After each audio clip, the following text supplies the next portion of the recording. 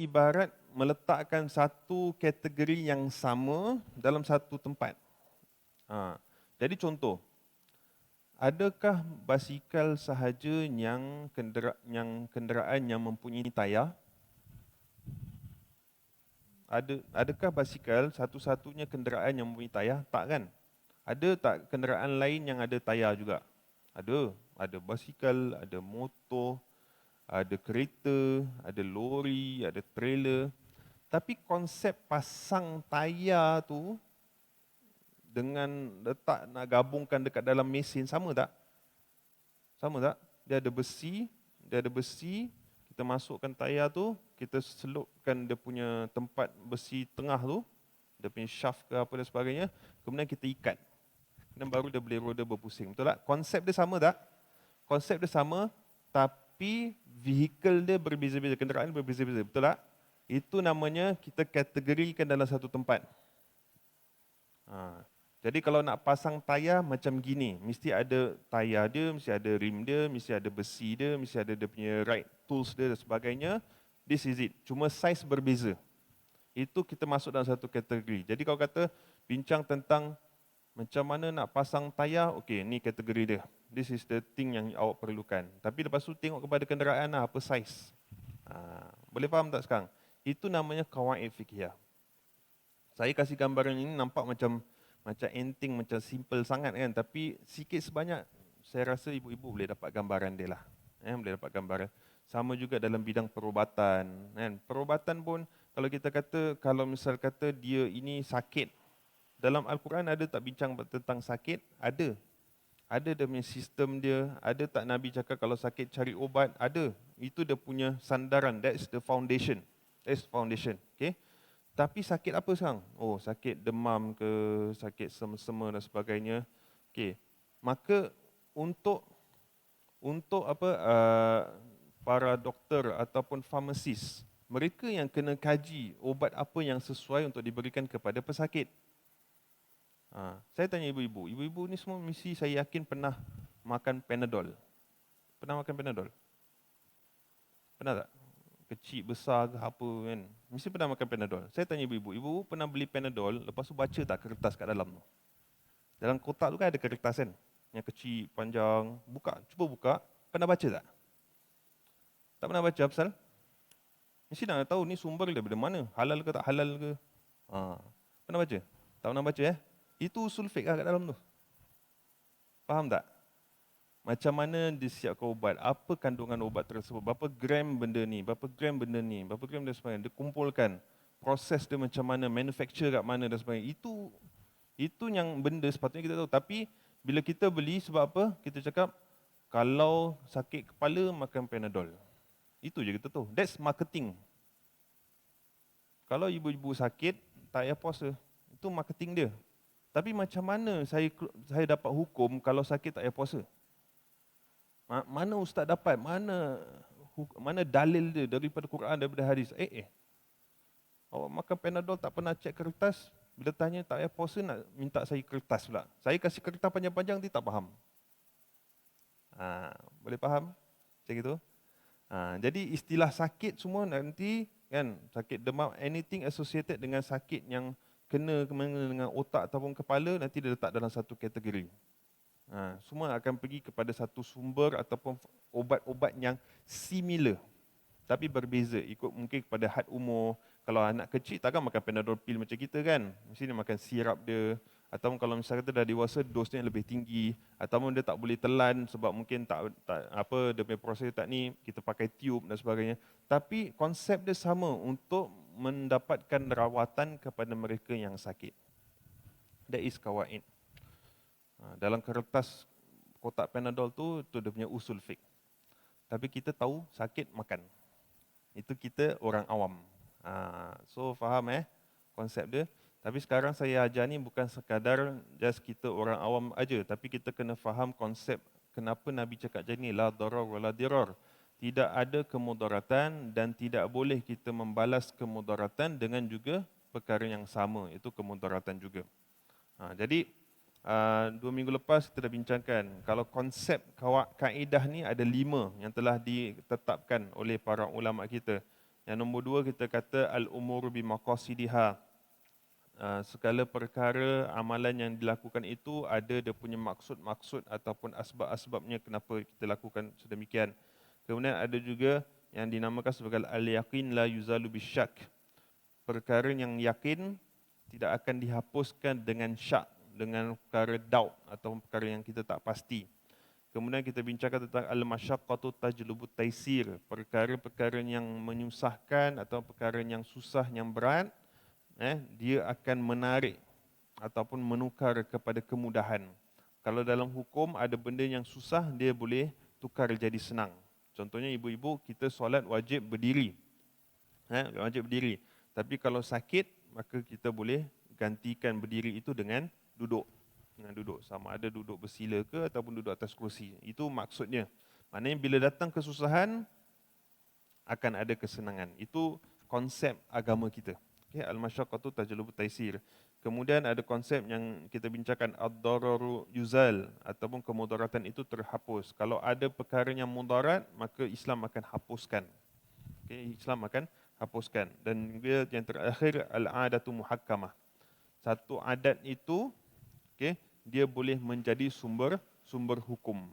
Sumber hukum yang seperti mana yang kita tahu, saya pernah kasih contoh, kalau misal kata kita ini nak bayar fidyah kan, bayar fidyah ikut kepada kutu balad. Maknanya kita bayar menggunakan kepada makanan tradisi ataupun makanan orang-orang yang tinggal dekat tempat tersebut. Jadi kalau kita orang Melayu biasanya kalau kita berkata bayar fidyah ke, bayar zakat, fitrah ke dan sebagainya, diorang kata konsepnya ialah beras. Kan, beras, kasih beras. Sebab itu adalah makanan asas kita, orang kita lah. Kan, tapi kalau dekat negara-negara lain, bukan negara orang Melayu lah, bukan negara Nusantara mungkin dekat Afrika ke ataupun dekat dekat Eropah ke, dekat Amerika ke dan sebagainya, mungkin makanan sumber dia berbeza. Mungkin roti, mungkin gandum, mungkin spaghetti ke apa, wallahu alam. Okey. Tapi kita ikut adatnya, ikut adat negara tersebut. Jadi hukum tu boleh menjadi, adat itu boleh menjadi satu sumber hukum. Boleh menjadi satu sumber hukum. Okey. Jadi saya berhenti dekat muka surat 447, betul 447. Adat itu menjadi hukum. Okey, kemudian berdasarkan apa yang telah dinukilkan di dalam bab hadis ini, maka hadis ini diiktibarkan sebagai seperempat dari fikih Islami. Para fuqaha telah mengiktibarkan hadis ini sebagai satu asal kaedah dari kaedah-kaedah fikih. Dari kaedah ini bercabang pula darinya cabang-cabangnya yang lain. Antaranya adalah kaedah ketiga ad-daruru yuzal yang disebutkan di atas. Penjelasan kaedah-kaedah ini bersama-sama contoh sekali. Okay, jadi maknanya yang lain tu kita tak bincangkan, cuma bincangkan kaedah ini sebab hadis ni bincang tentang kaedah ini. Okay, iaitu ad-daruru yuzal. Asal kaedah tersebut ialah sabda Rasulullah SAW, la darar wa la dirar, tidak boleh memudaratkan dan memalas kemudaratan dengan kemudaratan. Antara cabang-cabang fikihnya ialah jika beliau telah merosakkan harta orang lain, maka tidaklah harus pihak kedua itu pula merosakkan hartanya sebagai pembalasan terhadap pihak yang pertama yang telah merosakkan hartanya. Justru dalam perbuatan sedemikian akan diperluaskan kemudaratan tanpa sebarang faedah. Ini adalah dirar, membalas kemudaratan dengan kemudaratan. Pihak yang melakukan kerosakan hendaklah menanggung harta-harta yang telah dirosakkannya sebagai jalan untuk menghapuskan kemudaratan dari pihak yang kedua. Jadi kalau misalnya kata contoh, kita kalau konsep mudah lah kita rosakkan barang orang. Contoh ibu-ibu mungkin pinjam jiran barang-barang dapur lah, pinjam kuali ke, pinjam periuk ke dan sebagainya nak buat masak. Sekali periuk tu rosak ke ataupun pecah ke ataupun apa kan, maka jiran sebelah bila dapat tahu periuk dia pecah, janganlah dia masuk dalam rumah kita, dia pecahkan periuk kita pula. Tak, tapi kita bagi ganti rugi. Bagi ganti rugi. Maknanya kita tukarlah, sama ada kita belikan dia periuk yang baru ataupun kita bagi wang untuk dia dapatkan periuk yang baru dan sebagainya. Okey? Biasanya kita macam alah tak apalah nanti saya sendiri beli sendiri. Itu lain cerita. Tapi yang tak boleh ialah Bila contoh kita pinjam barang orang, kita rosakkan, orang tersebut balas dengan rosakkan barang kita pula. Jadi kalau dia rosakkan dia, nanti cerita tak habis. Lama-lama lagi banyak barang rosak daripada diperbaiki. Okay, dibaiki. Okay, itu konsep dia. Okay. Okay, itu cabang-cabang kaedah. Ni kita bincang tentang cabang-cabang kaedah dia. Daripada kaedah la darar la dirar, antara cabang dia ialah ad-dararu yudfa'u biqadril imkan. Kemudaratan dicegah sekadar yang mungkin. Okay. Kemudaratan dicegah sekadar yang mungkin. Ada satu kaedah makna yang sama juga. Dia katakan ad-daruratu tuqaddaru biqadariha. Ad-daruratu tuqaddaru biqadariha. Kemudaratan itu terhad kepada kadarnya. Terhad kepada kadarnya. Kadar untuk kadar. Macam dia punya had, dia punya dia punya maximum level, dia punya had dia macam itu. Itu kadar dia. Okey, kita bincangkan yang ini. Maksudnya, wajib mencegah kemudaratan sebelum terhasilnya kemudaratan itu dan mencari jalan keluar agar ianya tidak terjadi sekadar yang mungkin. Justru pencegahan adalah lebih mudah dari penghapusan. Mencegah suatu penyakit adalah lebih baik dari mengubatinya. Penanggungjawatan yang diletakkan oleh syarak adalah mengikut kadar kemampuan manusia. Antara cabang-cabang fiqahnya adalah diharuskan menahan orang-orang yang masyhur dengan perbuatan fasad dan mungkar sehingga mereka menzahirkan taubat mereka walaupun belum sabit kesalahan undang-undang yang tertentu terhadapnya sebagai pencegahan terhadap kemudaratan mereka yang berleluasa di dalam masyarakat. Okey, faham tak?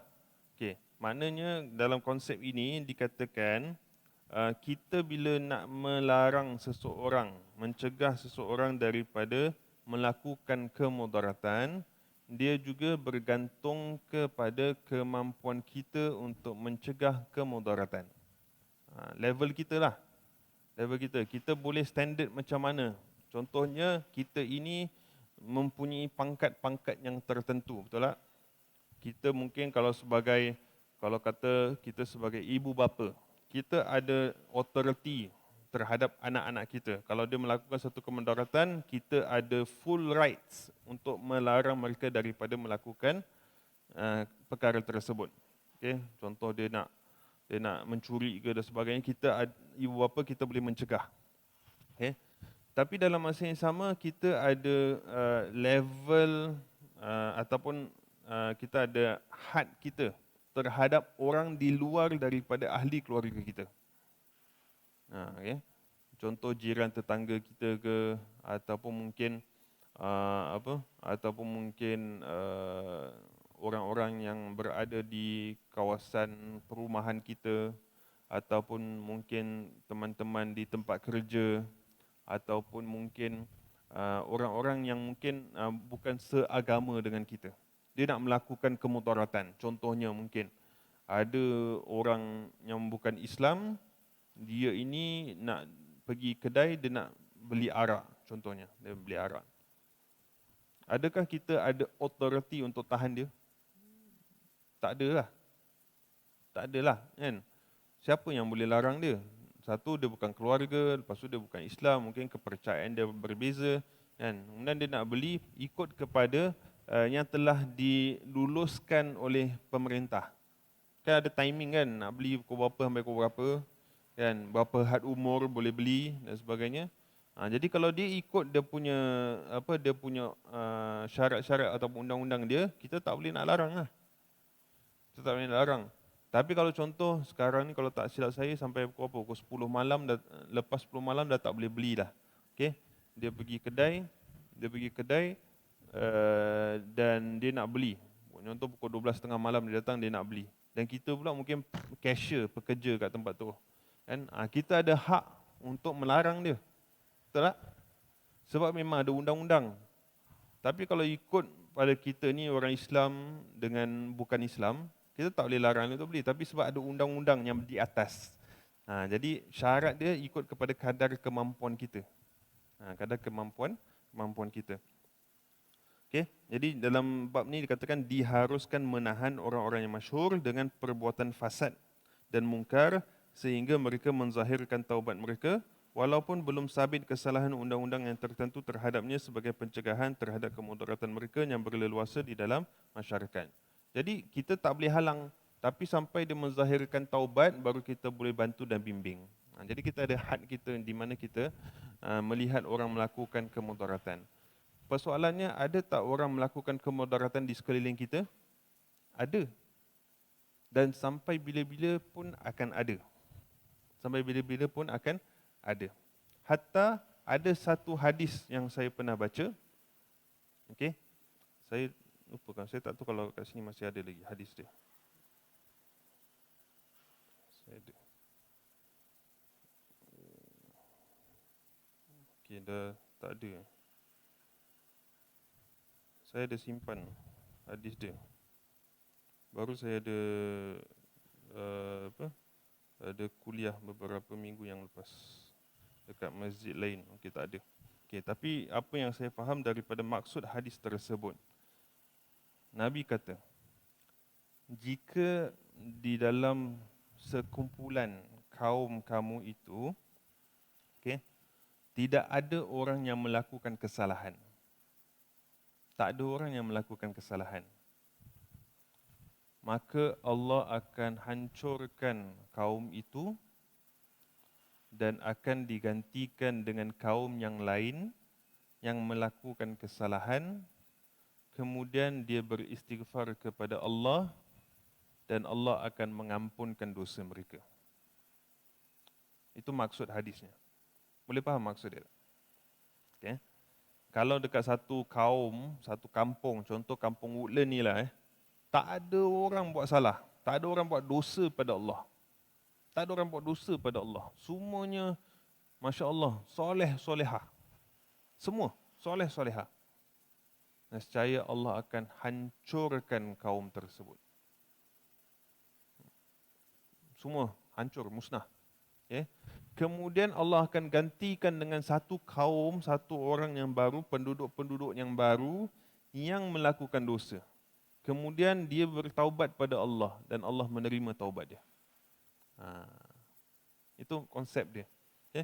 Jadi kita ni dekat dunia, kita mesti akan jumpa orang buat dosa. Walaupun mungkin kalau kita rasa kita tak buat dosa. Tapi kita tahulah, kita pun mesti melakukan kesalahan juga kan. Tiap-tiap hari kita melakukan kesalahan pada Allah Subhanahu Wa Taala, sama ada yang besar ataupun yang kecil. Kita buat kesalahan. Sebab tu kita belum hancur lagi. Okay. Sebab Allah Subhanahu Wa Taala mempunyai sifat At-Tawwab, yang maha menerima taubat.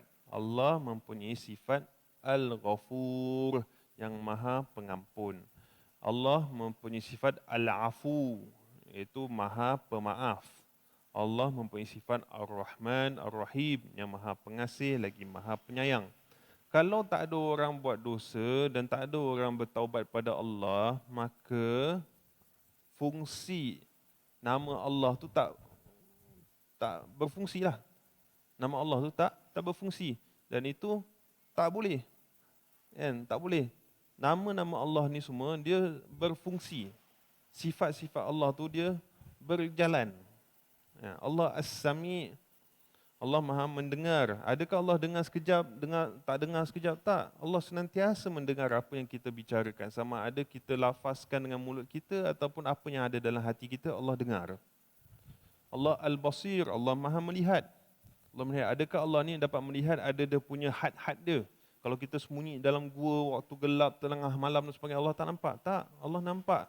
Allah nampak semua secara jelas apa yang kita lakukan, sama ada di depan khayalat ramai ataupun secara kita bersendiri ataupun kita dekat mana pelosok dunia pun Allah maha melihat. Itu yang kita faham tentang makna nama Allah Subhanahu Wa Taala dan sifat dia, bagaimana dia ini menonjolkan sifatnya kepada kita semua. Jadi kalau misal kata Allah At-Tawwab. At-Tawwab maknanya orang zat yang selalu menerima taubat manusia. Tapi kalau tak ada orang buat dosa, macam mana orang nak taubat? Betul tak? Jadi nak dikatakan kita akan hidup di dalam masyarakat yang akan ada orang melakukan dosa. Okay, akan melakukan dosa. Tetapi itulah keindahan agama kita, keindahan dunia ini ialah kita senang untuk kembali kepada Allah Subhanahu Wa Taala. Kita belajar Allah tu maha tinggi, tapi kita tak perlu daki gunung untuk mencari Allah, betul tak? Kita hanya perlu menadahkan tangan, merendahkan hati, Allah bersama dengan kita untuk menerima taubat kita. Subhanallah. Itu Allah Subhanahu Wa Taala. Jadi dekat konsep ini, kalau misal kata ada orang melakukan kemudaratan, kita ada kadar-kadar di mana kita boleh cegah dan kita ada level yang mana kita boleh mencegah dia. Okay? Jadi kena faham konsep tersebut. Sampailah dia menzahirkan taubat mereka walaupun belum sabit kesalahan undang-undang yang tertentu terhadapnya. Okay. Itu nombor satu. Okay. Contoh lagi yang tadi saya katakan, ad-daruratu tuqaddaru biqadariha. Darurat dia ini mempunyai kadar yang tertentu. Saya kasih contoh. Kalau ibu-ibu dia ibu-ibu sakit kaki lah, terseliur Ibu-ibu sakit kaki terseliur. Ataupun mengalami kecederaan, mungkin dekat bahagian tapak kaki ataupun mungkin jari kaki tu ada terkoyak ke ataupun ada luka-luka yang tertentu yang mana sehinggakan kaki bahagian itu, contoh kalau kata jari jari, okey, diperlukan untuk dibalut, kena balut. Sebab luka, contoh koyak nak kena balut lah kan, letak plaster ataupun balut dan sebagainya. Okey. Yang sakitnya dekat kaki tu kat mana? Dekat jari je. Dekat jari je. Jadi bila kita nak merawat, pastikan merawat dekat bahagian yang sakit lah. Okey. Jadi bila kita dah balut, tak boleh ambil wuduk secara sempurna kan? Betul tak? Tak boleh ambil wuduk secara sempurna. Jadi macam mana nak ambil wuduk? Macam mana nak ambil wuduk kalau tak sempurna ni? Semayang sah ke tak sah ni? Kita belajar kalau semayang perlu ada wuduk dan wuduk perlu sempurna. Dan rukun-rukun wuduk pun kita dah tahu. Mana anggota yang wajib. Kaki adalah part of wajib ke tak? Wajib kan? Sekarang kaki tak sempurna ni. So macam mana? Jadi ada pandangan mengatakan bila ambil wuduk dengan kaki yang dibalut itu, kan, yang tak dibalut tu perlu dikenakan air. Faham? Okey, ni yang sini je sakit, yang tak dibalut tu kita kenakan air. Jadi pastikan yang lain pun kena air lah. Sebab apa? Darurat kan, tuqaddaru biqadariha, ada kadar dia. Tapi kalau misal kata dia sakit dia jari. Tapi dia balut kaki sampai lutut. Semua dia cover kas semua. Itu dah lebih daripada kadar. Faham? Lebih daripada kadarnya. Jadi itu maknanya kalau sakit, mana yang sakit kita ubat yang sakit itulah. Okay? Tapi kita tak boleh satu badan. Kita sakit, contohnya kita sakit jari macam gitu gini, kan? Kemudian kita tak puasa lah. Boleh tak? Allah kata dalam Al-Quran, kan, faman kana minkum maridan aw ala safarin fa iddatun min ayyamin ukhra. Kalau kamu sakit, kalau kamu musafir, ganti hari lain. Saya sakit ni, kaki saya ni sakit. Sengal-sengal semalam main bola, kan? Pagi sengal-sengal. Saya tak payah puasa lah. Saya ni daripada rumah, saya rumah Tampines, saya pergi Woodland, saya musafir ni. Tak payah puasa lah. Boleh tak? Saya musafir tak? Musafir lah. Jadi siapa tentukan musafir tu nak kena berapa kilo baru boleh tak semayang, baru boleh jamak semayang, baru boleh qasar semayang, baru boleh tak puasa. Siapa yang tentukan? Ulama lah, ulama kita. Dia kaji, dia buat usul fiqh dia buat kaedah dia dan sebagainya. Kita just amalkan.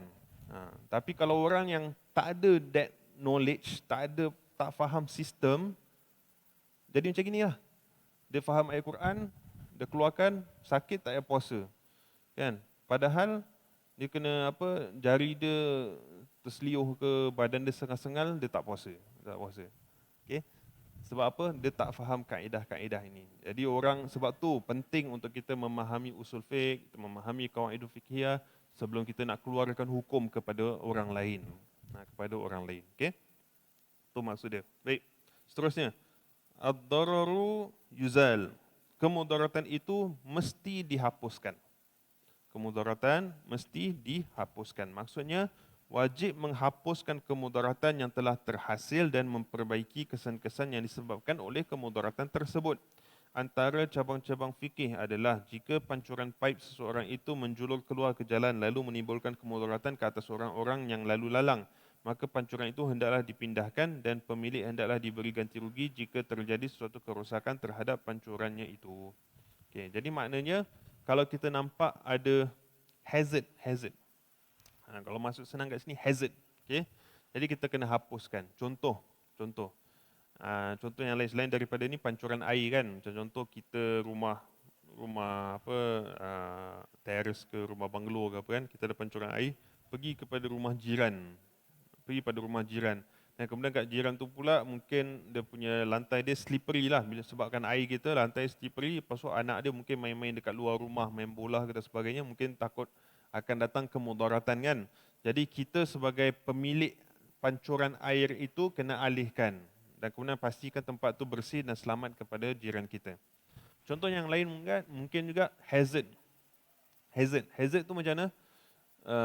Kalau kita jalan di satu tempat, kemudian dekat pathway perjalanan itu ada benda-benda yang mungkin kalau orang tak nampak dia boleh terpijak, boleh tersandung dan sebagainya. Maka Islam suruh kita ketepikan, betul tak? Itu kan hadis Nabi kata al-imanu bid'un wa sittuna aw sab'una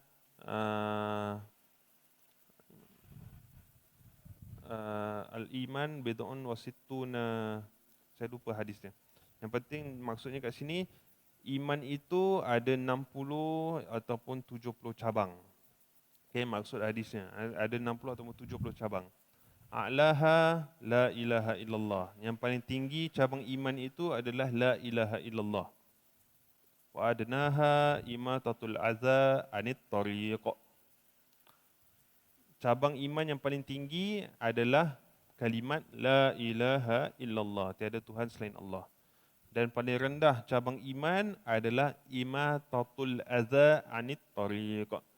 Membersihkan ataupun menghapuskan ataupun mengalihkan perkara-perkara hazard al-adha, perkara-perkara yang kecil yang hazard yang ada kat tengah-tengah jalan tu anit tariq, daripada perjalanan. Maknanya contoh mungkin kita nak keluar nanti dekat shelter tu kan, dekat shelter tu ada pavement, nanti mungkin kat bawah tu mungkin ada batu, mungkin ada kayu kan. Kalau misalnya kata kita tak ketepikan, mungkin orang-orang di belakang kita ataupun mungkin orang yang menggunakan kerusi roda ada difficulty untuk jalan. Jadi kita ketepikan. Itu adalah serendah-rendah iman. Alihkan batu pun ada nilai iman dalam hati kita. Itu nak maksudnya. Jadi sebab tu penting untuk kita bila cakap tentang iman, dia bukan sahaja hubungan kita dengan Allah. Itu yang paling tinggi lah, la ilaha illallah kan. Tapi yang paling rendah ni ada hubungan kita dengan manusia. Hubungan kita dengan manusia. Sebab tu ibu-ibu, kalaulah masuk masjid, sekarang ni okey lagi lah kan, masuk masjid pun ada masa dia, nak kena trace together lah, ada ada timing dia, masuk time ni, nak kena keluar time ni dan sebagainya. Tapi kalau dulu kan dia bebas masuk je lah, pagi subuh sampai isyak habis nak duduk pun boleh. Okay? Kalau kata kita berada di tempat keramaian atau kita berada di tempat-tempat yang mana orang berkumpul dan sebagainya, susunlah kasut tu baik-baik. Betul tak? Sebab kadang-kadang yang masuk kat masjid ni orang yang pakai wheelchair, orang yang bertongkat dan sebagainya. Jadi dia pun nak naik tangga, dia nak jalan dekat slope. Tapi kalau dia kerusi roda bukan macam motor besar ke apa, jalan boleh pijak boleh pijak kita punya selipar, kita punya kasut kan.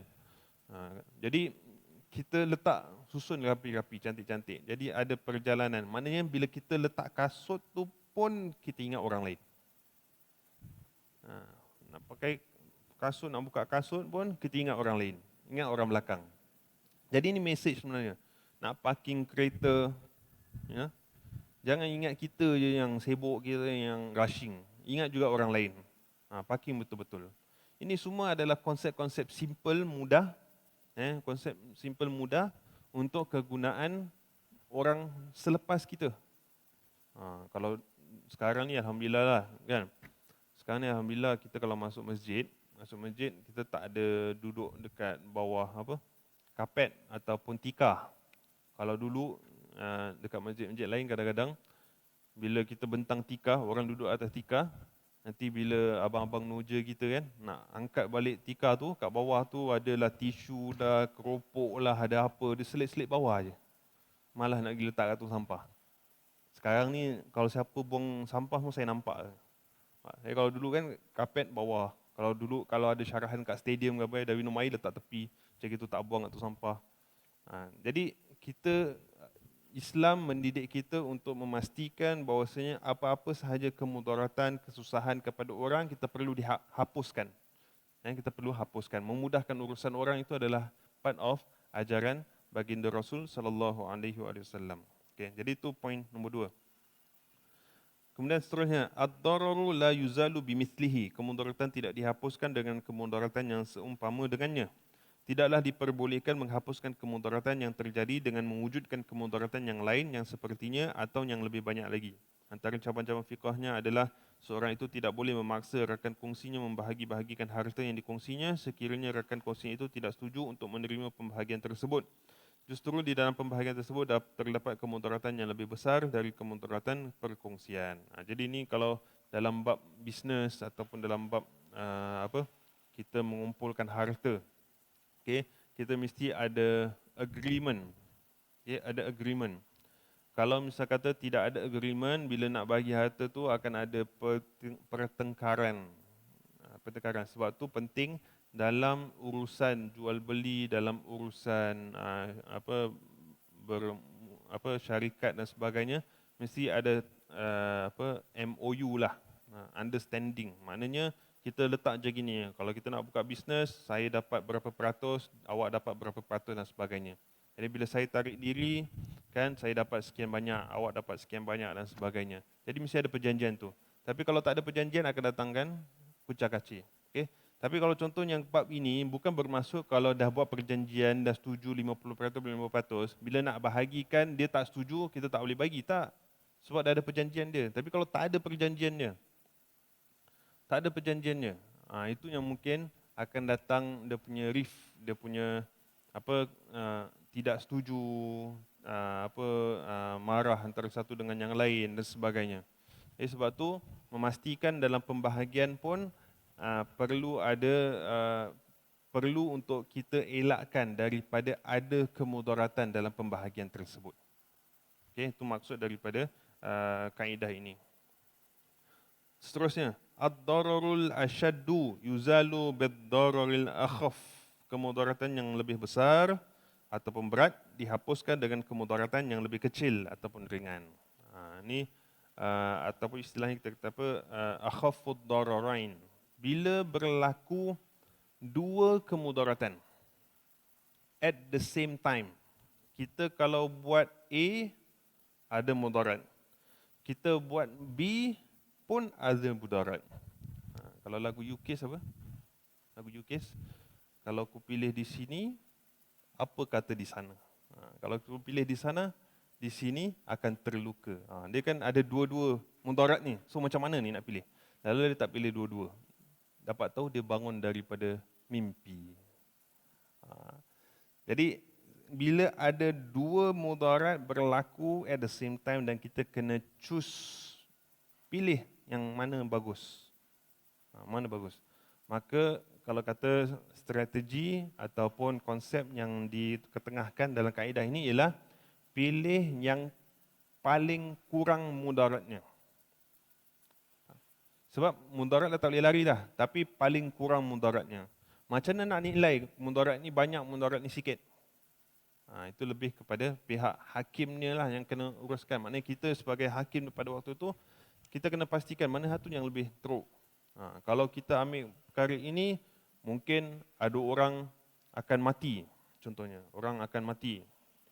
Kalau kita pilih jalan ni, mungkin saya rugi berapa ribu dolar. Jadi macam mana? Macam mana nak nilai wang dengan nyawa? Nilailah. Kalau cakap wang dengan nyawa, nyawa lagi penting. Tapi nyawa dia punya, duit aku punya. Mudarat untuk aku ni. So macam mana? Jadi Islam menggalakkan untuk pilih yang rendah sikit. Yang rendah dia punya mudarat dia. Apabila berlaku pertempuran.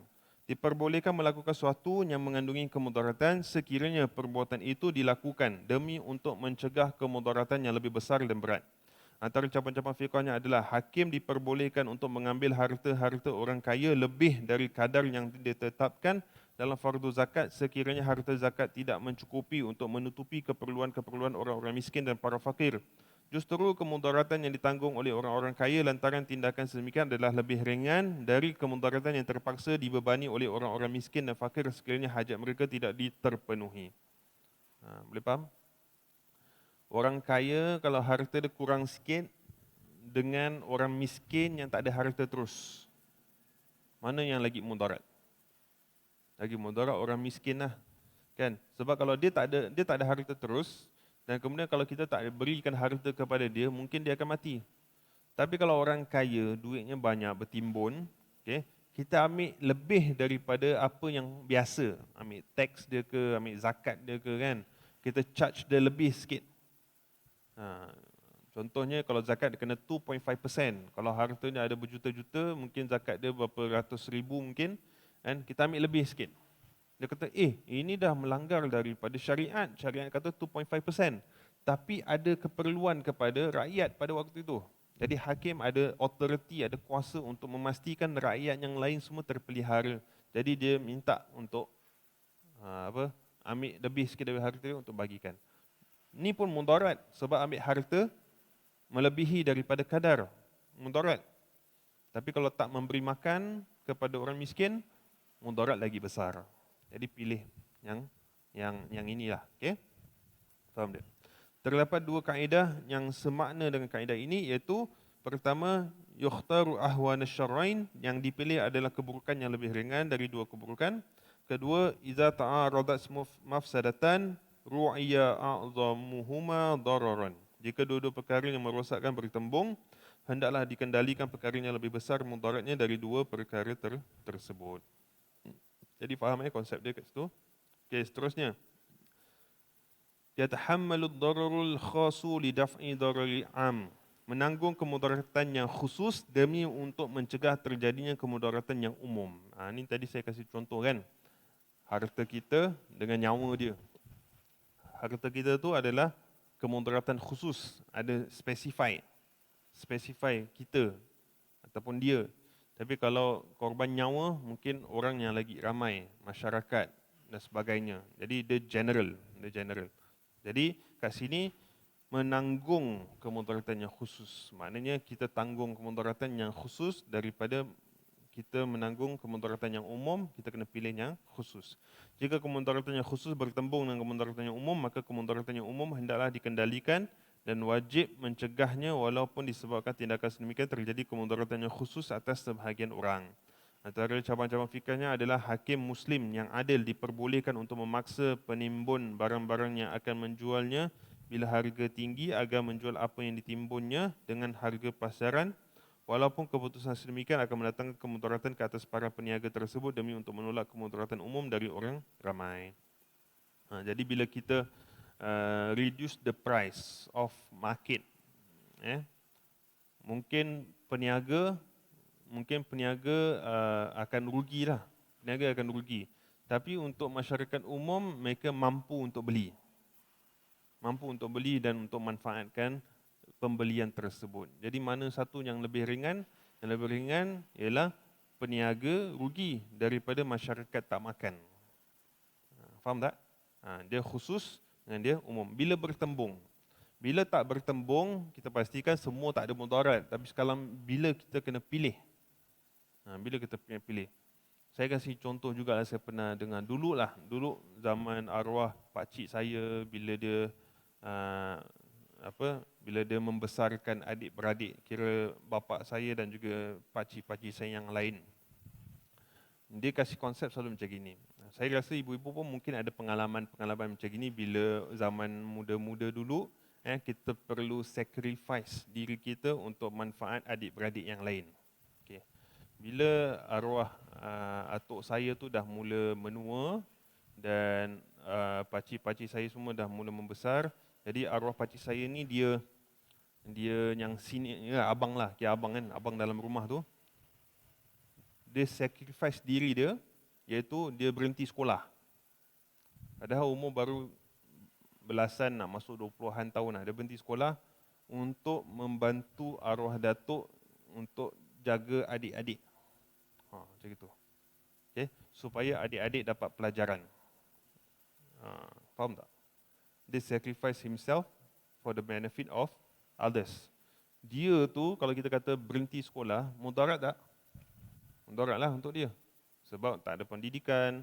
Bila tak ada pendidikan yang rasmi, mungkin susah nak dapat kerja, mungkin akan ada kemudaratan kepada ahli keluarganya pada masa akan datang dan sebagainya, betul tak? Tapi untuk menjaga atau membantu ayahnya pada waktu itu dan juga dengan adik-beradik dia yang masih kecil, itu mungkin mudarat yang lebih besar kalau dia tak lakukan apa-apa. Daripada satu tak pergi sekolah, nanti takut semua tak pergi sekolah. So dia pilih antaranya khusus dengan yang umum. Saya rasa mungkin ibu-ibu ada pengalaman-pengalaman yang tersendiri di kalangan keluarga dulu bila adik-beradik ramai kan, ada 8 orang, 9 orang. Kan? Kalau mertua saya, adik-beradik dia ada 8, 9 orang.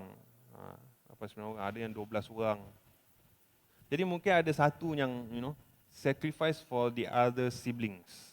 Itu satu cerita yang biasa yang kita dengar. Tapi apa yang konsep dia kat situ ialah kita memastikan ambil kemudaratan yang ringan ataupun yang khusus untuk mengelakkan daripada kemudaratan yang berat ataupun yang umum. Itu konsep dalam agama kita.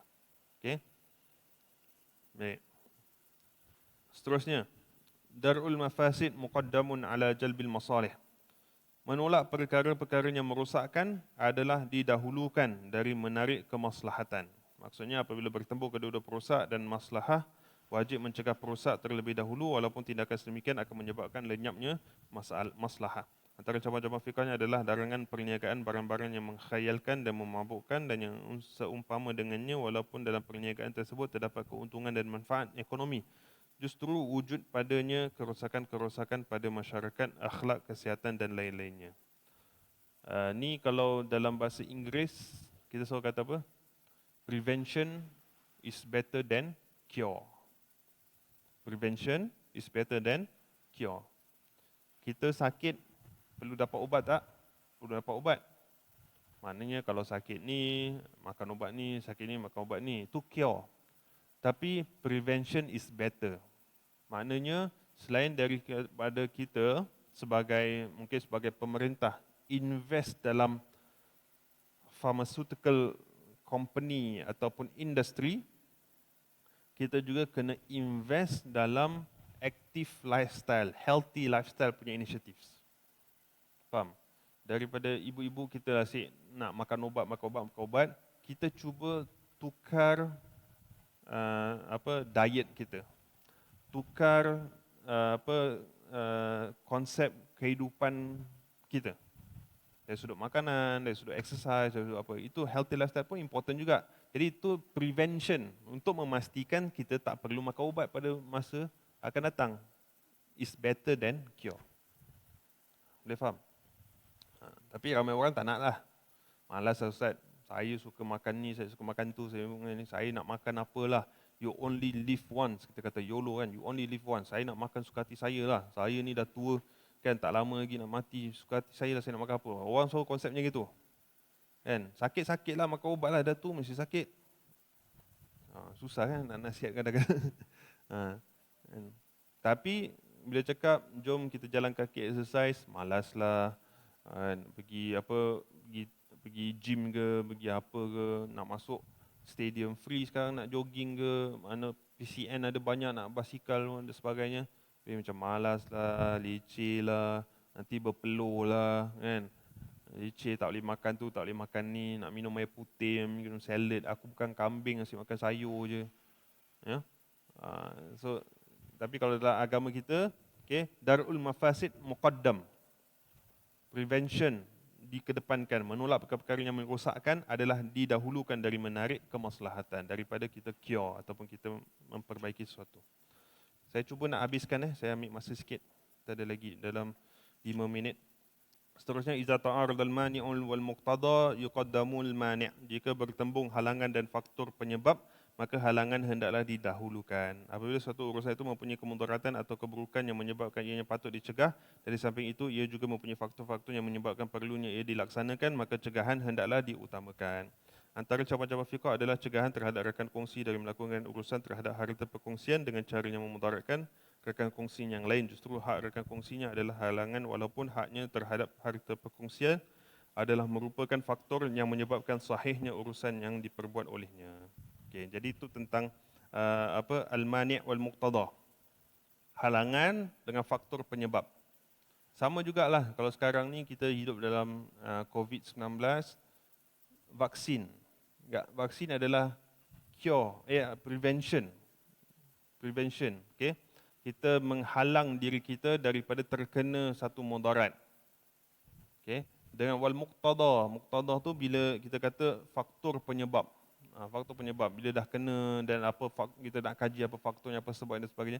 Jadi kalau kita tahu ada something yang boleh menghalang daripada kita terkena mudarat, maka itu yang lebih diutamakan. Jadi sebab itu ada keperluan untuk kita melakukan penghalang tersebut, iaitu kalau sekarang dalam musim sakit ni ialah vaksin tersebutlah. Okey. Dan saya yakin ibu-ibu ada yang mungkin dah pergi ataupun dah ada buat appointment untuk buat vaksin. Saya belum lagi. Nanti insya-Allah akan datanglah, tak lama lagi jugalah. Okey. Kemudian seterusnya terakhir ad-dararu la yakunu qadiman. Kemudaratan tidak boleh dikekalkan. Setiap sesuatu yang mempunyai kemudaratan maka hendaklah dihapuskan, maka tiada perbezaan antara yang lama dan yang baru. Lamanya tidak boleh diambil sebagai iktibar selagi mana pada asalnya ia tidak disyariatkan, justru kemudaratan yang wujud bersamanya. Jadi maknanya kalau kita tahu ada kemudaratan nak kena hapuskan. Kita tak boleh biarkan. Itu konsep kita. Okey, kalau tahu ada kemudaratan, fix it. Betulkan. Jangan diamkan. Itu konsep dalam kaedah tersebut. Wallahu ta'ala alam bisawab. Yang lebih ni saya akan baca minggu depan, kemudian kita masuk dalam hadis yang barulah insya-Allah. Okey. Okey, ada apa-apa soalan nak tanya ibu-ibu sekalian? Kadar nak maklumkan kepada semua, insya-Allah minggu depan kita akan ada kuliah seperti biasa. Okey. Kita ada kuliah seperti biasa. Minggu lagi satu. 2 hari bulan April yang kita akan berehat sebabkan Good Friday. Okay, Good Friday. Jadi 19 hari bulan kita hari ini, 26 hari bulan kita akan kuliah seperti biasa. Okay. InsyaAllah kalau ada apa-apa soalan, pertanyaan yang nak tanya, insyaAllah kalau tak dapat pada masa ini, boleh ajukan kepada saya pada masa akan datang. Kita akan bincangkan dalam kuliah yang seterusnya lah insyaAllah. Yang baik itu datang daripada Allah Subhanahu Wa Taala, yang kurang dan yang lemah itu datang daripada kelemahan diri saya yang dhaif ini. Saya ucapkan ribuan terima kasih sekali lagi di atas perhatian ibu-ibu sekalian dan juga teman-teman yang ada di dalam talian, dalam siaran. Moga-moga Allah SWT memberkati kita semua. Kita tutup dengan tasbih kafarah dan juga suratul Asr. Subhanakallahumma bihamdika asyhadu an la ilaha illa anta astaghfiruka wa atubu ilaik. Bismillahirrahmanirrahim. Wal 'asri innal insana lafi khusr إلا الذين آمنوا وعملوا الصالحات وتواصوا بالحق وتواصوا بالصبر وصلى الله على سيدنا مولانا محمد وعلى آله وصحبه وبارك وسلم. الحمد لله رب العالمين. السلام عليكم ورحمة الله تعالى وبركاته.